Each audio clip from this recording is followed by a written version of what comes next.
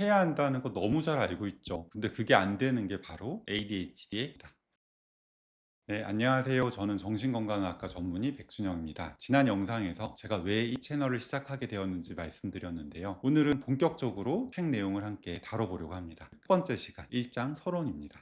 요약본을 가지고 계신 분들은 5페이지를 펼쳐주세요. 진료실에서 ADHD 환자분들께 자주 듣는 말이 있습니다. 선생님, 사실 저는 ADHD가 문제가 아니라 그냥 원래부터 게으르고 의지가 없는 사람 아닐까요? 다음 주가 중간고사라서 이제 시험 준비를 시작해야 되는데 이제 더 이상 미루면 흥이 난다는 걸 너무 잘 알고 있으면서도 시작을 못하고 몇 시간째 릴스만 보고 있습니다. 그리고 자기 자신을 탓하죠. 아, 오늘 또 실패했구나. 난 도대체 왜 이럴까? 이 영상을 끝까지 보시고 그러한 자기 비난이 조금은 달라질 수 있었으면 좋겠습니다. 이 책에서는 ADHD를 이렇게 정의합니다. ADHD는 지식의 문제가 아니라 수행의 문제다. 몰라서 못하는 게 아니라 뭘 해야 하는지 알고 있지만 아는 것과 행동하는 것 사이에 연결고리가 제대로 작동하지 않는 상태인 거죠. 이걸 뇌과학 용어로 실행기능이라고 합니다. 실행기능이란 특정한 목표를 위해 행동을 계획하고 조절하고 끝까지 유지하는 뇌 능력을 말하는데요. 저는 실행기능을 오케스트라의 지휘자에 비유해서 설명드립니다. 오케스트라를 생각해 보세요. 바이올린, 첼로, 플룻, 다양한 악기 연주자들이 실력도 있고 뭘 연주해야 하는지도 알고 있습니다. 그런데 지휘자가 없으면 어떻게 될까요? 다들 각자 알아서 연주는 하지만 조화로운 음악이 나올 수는 없을 겁니다. ADHD가 딱 이 상태입니다. 능력이 없는 게 아닙니다. 아이디어도 있고 하고 싶은 것도 있고 해야 한다는 것도 알고 있습니다. 그것들을 언제 어떤 순서로 어떻게 시작할지 조율을 해주는 지휘자가 제대로 작동을 하지 못하는 겁니다. 저도 마찬가지입니다. 이 유튜브 채널 5년 전부터 생각하고 있었거든요. 아이디어도 있었고 주제도 있었고 무엇보다도 환자분들께 정말 도움이 될 거라는 확신도 있었습니다. 그런데 5년째 시작을 못했습니다. 대본을 쓰다가 마음에 안 들어서 또 지우고 카메라는 또 뭘 써야 되지? 편집은 어떻게 하지? 구독자가 없으면 어쩌지? 아, 모르겠다. 일단 좀 더 준비가 잘 되면 시작해야지. 그렇게 5년이 지났습니다. 저는 오랫동안 그걸 게으른 완벽주의 탓이라고 생각했었는데요. 솔직히 말씀드리면 그냥 지휘자가 첫 박자를 못 잡은 겁니다. 시작 신호를 보내는 뇌의 기능 자체가 버벅거린 거죠. 진료실에서 제가 만나는 ADHD 분들은요, 수험 공부를 하거나 자기 사업을 일구면서 그 누구보다도 강한 의지와 열정으로 살아가는 분들이 많습니다. 그 과정에서 어려움이 생겨서 저를 찾아오셨지만 절대 게으르거나 의지가 부족하신 분들이 아닙니다. 문제는 의지가 아니라 바로 실행 기능입니다. 혹시 몇 달째, 몇 년째 원하는 일을 시작하지 못하고 계시다면 그게 단순히 의지 부족의 문제만은 아닐 수 있습니다. 이 책에서는 실행 기능을 5가지 영역으로 나누어서 설명하고 있습니다.